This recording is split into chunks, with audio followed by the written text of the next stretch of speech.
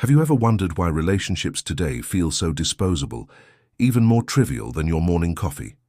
We chase after love, but end up with heartbreak. We dream of a lifelong partner, but find ourselves in a cycle of disappointment, misery, and endless challenges. What if I told you these struggles are not a coincidence? What if the key to a blessed, fulfilling marriage has been hidden in plain sight, lost in the noise of our modern world? There's a secret, a divine blueprint for relationships that holds the power to change everything, and the consequences of ignoring it are far greater than you can possibly imagine. The ancient foundations of marriage, the very pillars that once guaranteed happiness, success, and blessed children, have crumbled.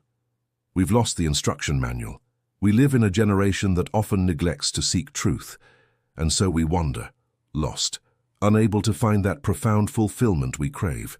The problems we face in our love lives are not random. They are the direct result of a disconnection from a higher law, a spiritual principle that governs the union between a man and a woman. So, what does the Bible actually say about intimacy before marriage? Not the watered-down versions you might hear today, but the original foundational law. We have to go back to the Old Testament, to a law that is as relevant now as it was thousands of years ago. In the book of Deuteronomy, chapter 22, verses 28 to 29, it is written, "If a man find a damsel that is a virgin, which is not betrothed, and lay hold on her, and lie with her, and they be found, then the man that lay with her shall give unto the damsel's father 50 shekels of silver, and she shall be his wife. Because he hath humbled her, he may not put her away all his days." The law was strict, direct, and left no room for ambiguity. This wasn't a suggestion, it was a command rooted in the sacredness of the marital union.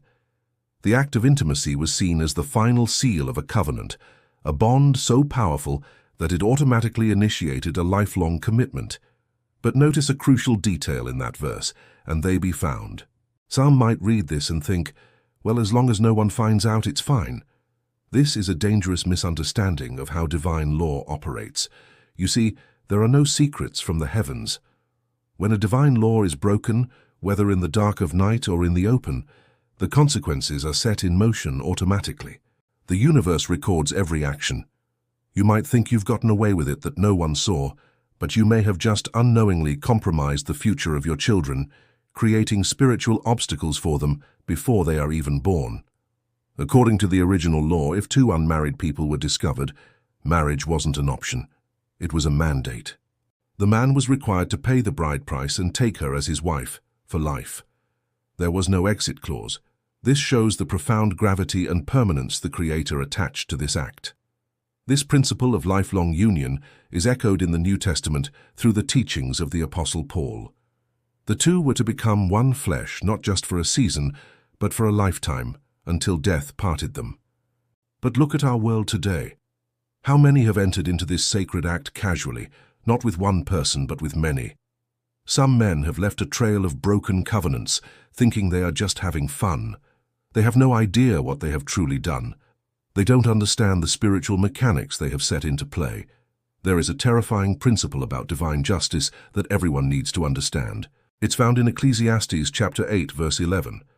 "Because sentence against an evil work is not executed speedily, therefore the heart of the sons of men is fully set in them to do evil." This is the great deception. Because the lightning bolt doesn't strike immediately, people are emboldened. They continue down a path of destruction, believing there are no consequences. They mistake divine patience for divine approval.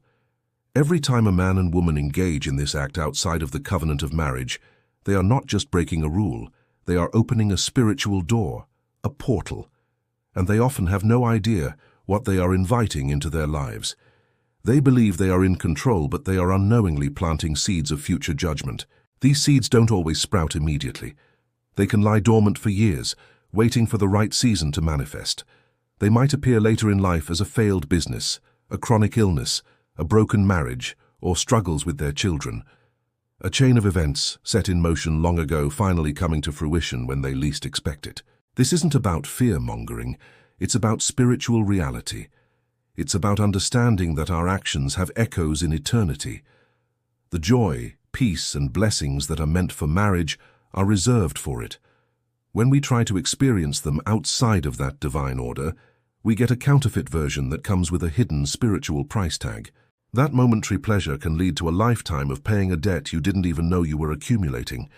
The scriptures are not just ancient stories, they are a treasure map filled with hidden keys to a blessed and successful life.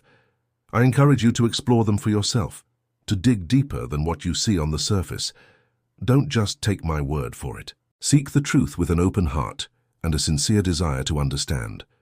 The path to a fulfilling relationship, a blessed marriage, and a legacy of honor begins with understanding and respecting these divine principles. Ultimately, the choice is yours. Every day, with every decision, you are writing the story of your future.